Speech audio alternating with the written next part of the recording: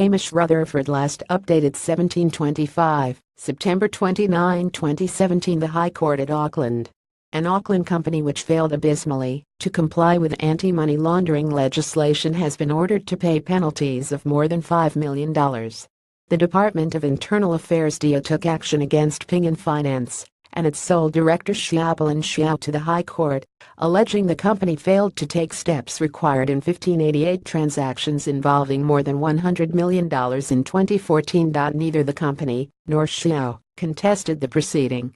The Anti-Money Laundering and Countering Financing of Terrorism Act, which came into force in 2013, creates substantial requirements for companies to record and report transactions and customer details in a bid to detect and deter money laundering and the financing of terrorism.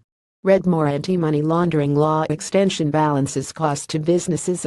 Ping, a remittance and money transfer company which operated from office on Queen Street in Auckland, has been found to have failed to meet the requirements of the legislation.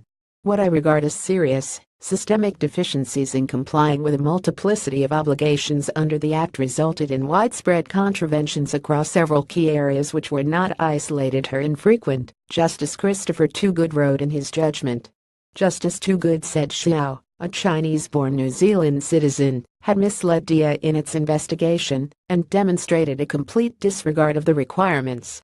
The judgment found Xiao failed to keep appropriate records for 1588 transactions totaling $105,413,026.44, failed to record the identity of 362 customers.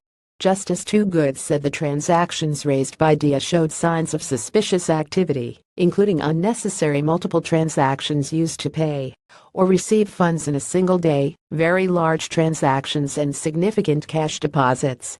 Ping failed to submit a single suspicious transaction report in respect of any of the 1588 transactions it conducted during the relevant period, Justice Toogood wrote.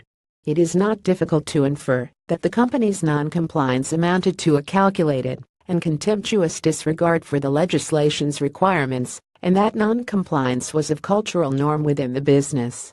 Justice Toogood said the penalties he imposed must be so significant as to deter and denounce non-compliance and recognize Parliament's intention. Tougher penalties should be awarded than under previous legislation, as well as ordering pecuniary penalties of $5.29 million. Justice Toogood granted injunctions preventing Ping and Xiao from carrying out any financial activities as defined by the legislation.